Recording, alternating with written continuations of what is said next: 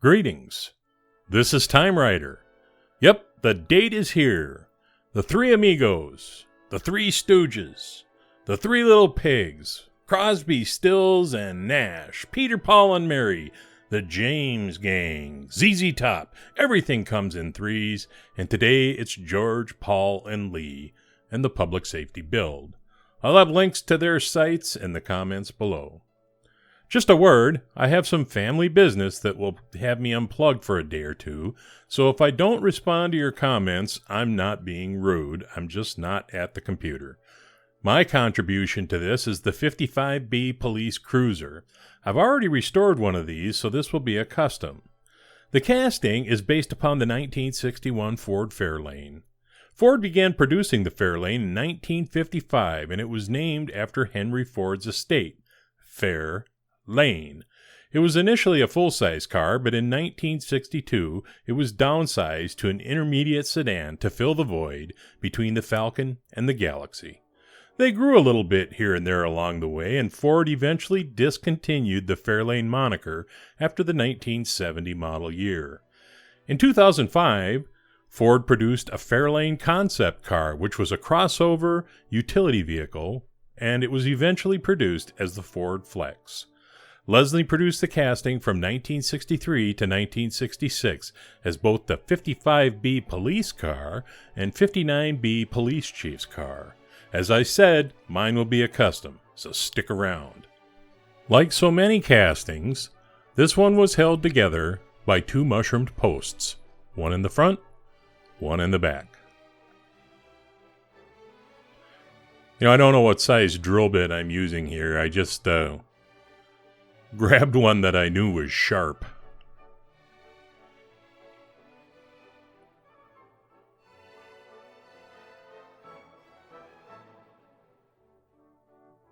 And then pop it apart, and it's pretty simple. There's a little beacon and an interior and a glass. And, this chassis actually looks pretty good. The casting looks like somebody may have tried to paint it at one point in time. There was black paint in a few places. Then, of course, I need to clean up those posts because I want this thing to go back together like a Swiss watch.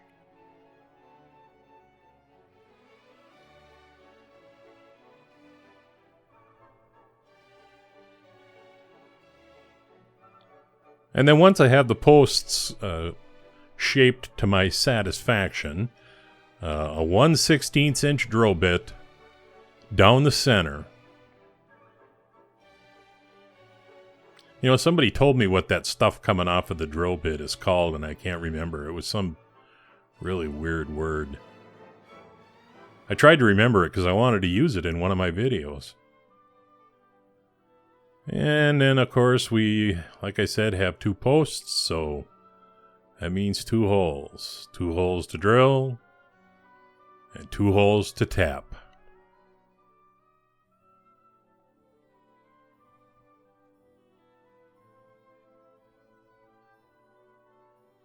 Tapping, of course, is done with a 2-56 tap. A little drop of oil to help make the job a little easier.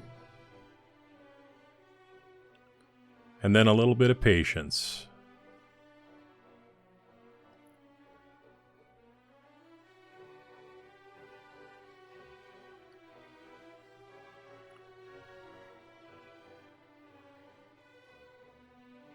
And of course, once I get both of the posts tapped, I need to put a button screw in it.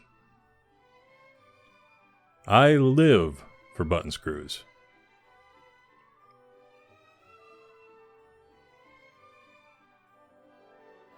Gotta put it back together somehow, right? And then it's into the aircraft stripper soup. Clunk.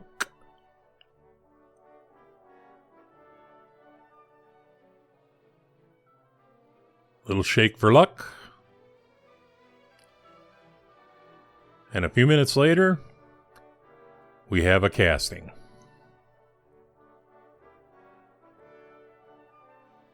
Time to prep for paint.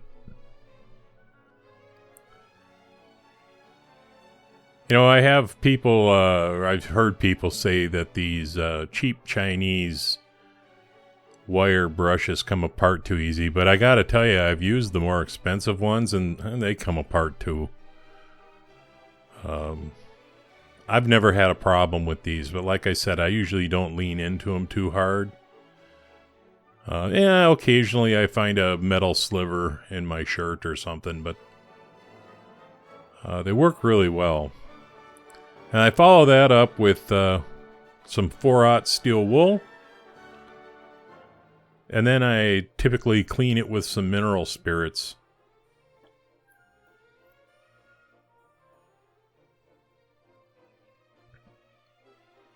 I'm always trying new things. I like to try new things. And for those of you that are involved in this, one thing you know is how expensive the doggone Tamiya primer is. And it works great, but for this one, I decided to use some Duplicolor. And I usually keep a cotton bud with some thinner on hand just in case I get a piece of dust or something that flies onto my my model. And then once the primer had dried, I'm actually painting white because this is going to be a black and white. And white paint on white primer, it really sucks. And I contemplated using black primer, but the problem is I'm going to be painting black too. So I don't know if that's better or worse.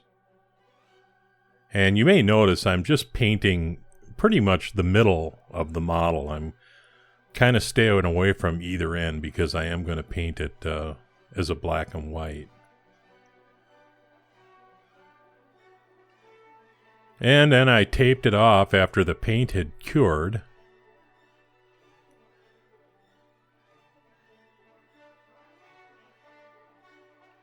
And laid on a tack coat of black.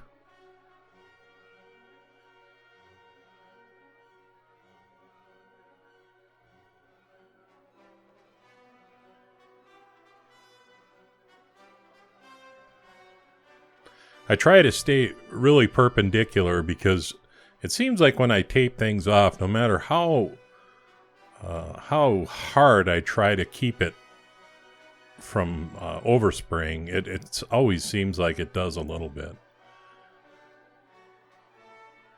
So once the tack coat had dried for about 20 minutes, I came in and started putting heavier coats of black on.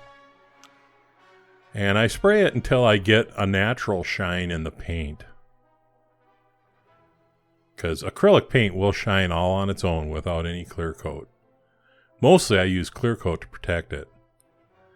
And then like I said, you can see there right by the passenger side A-pillar.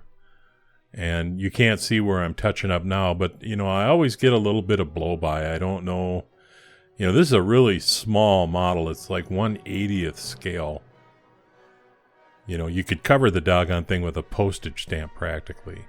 But I wind up having to do just a little bit of touch-up in a few places. And here, my tape just wasn't quite straight, so I want to straighten this door line.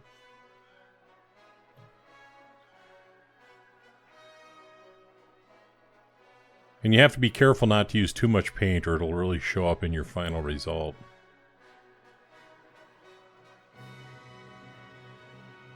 And then it's on to some detail work after the black paint has cured for a day.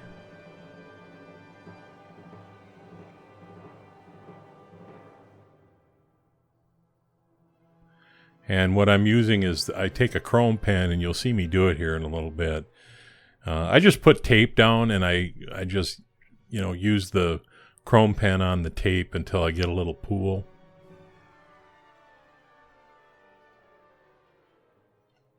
and then I use a brush. I find the brush is, it provides me better control. There I am. Got to get some more chrome paint.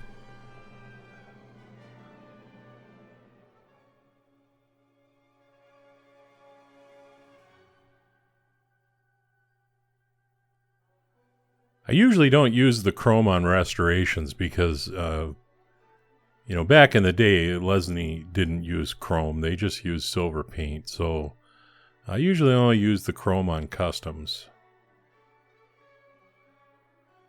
And we want to get the back bumper too. And now, for reasons passing understanding, I did a little more detail work on this in the taillights. You can see that I did the door handles. I don't have any footage of me doing the taillights, but that's because I just took a toothpick and put a drop of red in the middle of each of the taillights, and I didn't record it. And the decals I got from a place that specializes in law enforcement decals, and I'll put a link below in case you want to do this kind of thing. And what I'm shooting here is X35 semi-gloss clear coat,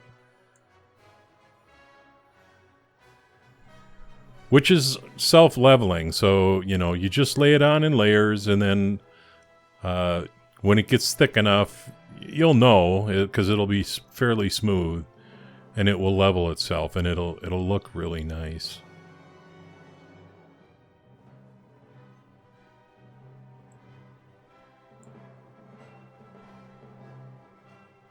You can see on the hood there, I'm starting to get the kind of shine that I want out of the clear coat. So again, trying new things. I had read on the internet, and if it was on the internet, that means it must be true, correct?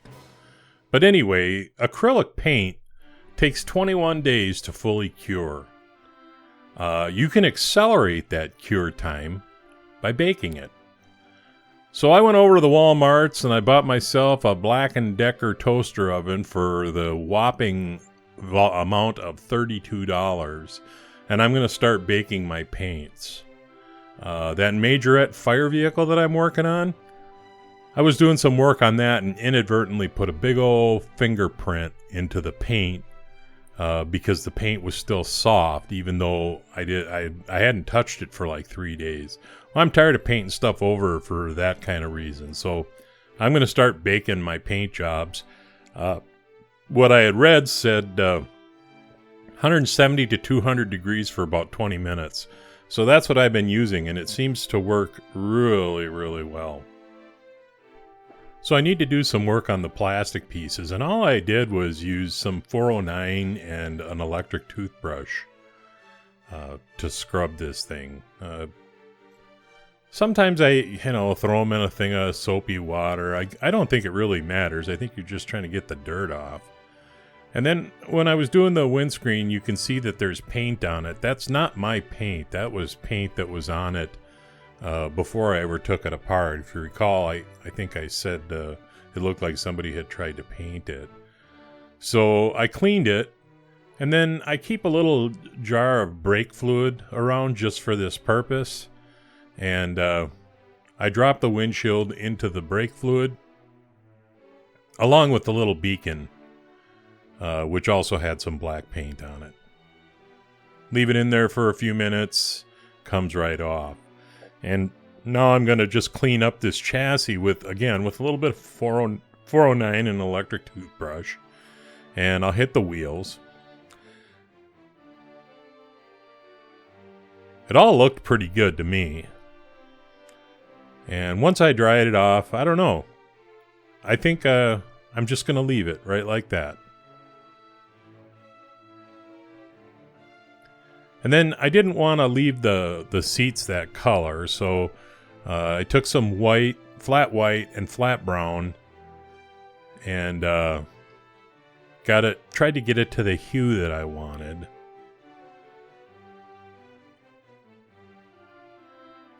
I laid a little paint on the rear deck and I thought that it looked a little too fleshy. I needed to warm it up, so I threw a couple of drops of yellow in there. Anyway, let's get back to where I started. I didn't film the reassembly. It was pretty straightforward. Here's where I started with this chipped up kind of messy thing that somebody had tried to paint. I don't know why they painted the roof black. I don't know of any squad cars that are blue with a black top, but I don't know, maybe there's some out there. But anyway, so why don't we take a look at where I wound up. Couple things to note. First of all, this is not Andy Griffith's car, although I did kind of have that in mind when I started the project. But Andy Griffith's car had a 5-point star, not a 6-point star. But I couldn't get a 5-point. This was all I could find. I used a little clear red on the dome to bring that back to life. I think it turned out pretty good. As somebody else would say, I'm happy with it.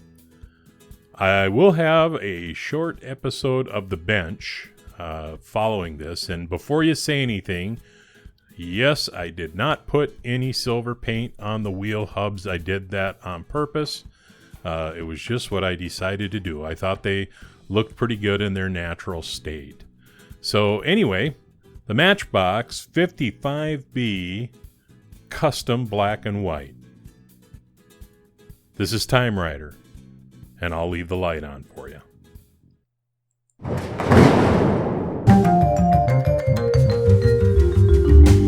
Hey, thanks for sticking around for this episode of The Bench. Remember, on July 1st, our international consortium is going to be doing Back to the 50s. And everybody's kind of submitted their intention. We have Hodges, who's going to be doing this 55 Chevy. I have absolutely no idea what he's going to be doing to it. Of course, Matchbox Garage, he's going to participate and do this 1959 Chevrolet Impala, casting that I absolutely love, by the way. And then Nick's Toy Garage, he's going to be doing this old Hudson convertible.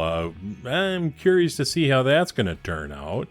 We got Fat Guy Productions, and he's going to be doing this Hot Wheels Thunderbird. I'm assuming he's just going to do a restoration, but with Paul, you just never know. And of course, I'm going to be doing this 55 or 57 Chevy, and I ain't going to tell you what I'm doing to it. And then Tony submitted this 1953 Chevy. He says he's going to do something he's never done before. I don't know what that's going to be, but it's going to be fun to watch. And then also, I told you guys I was going to do the T-Bird, and I've got the off-white laid on the top of this, and I fixed the little fin on the left side on the back. So that's ready to get taped off and get some, I don't know, it's kind of a pinkish colored paint. And then remember I had said earlier in this video that the majorette got messed up by my fingerprint, but I went ahead and stripped it and laid some new paint on it, and I baked it. So this is looking pretty good. And then I got this number 29A Bedford milk truck that I'm going to start working on hopefully this weekend. So just to let you know, with summer here, you're probably going to see fewer videos from me. I'm going to try to limit it to a couple a week. So that's all I got for you. Thanks for watching, and hope to see you next time. Click the thumb up if you likey. Click the thumb down if you don't. Share if you will, and subscribe if you must. This is TimeRider. Everybody have a nice week.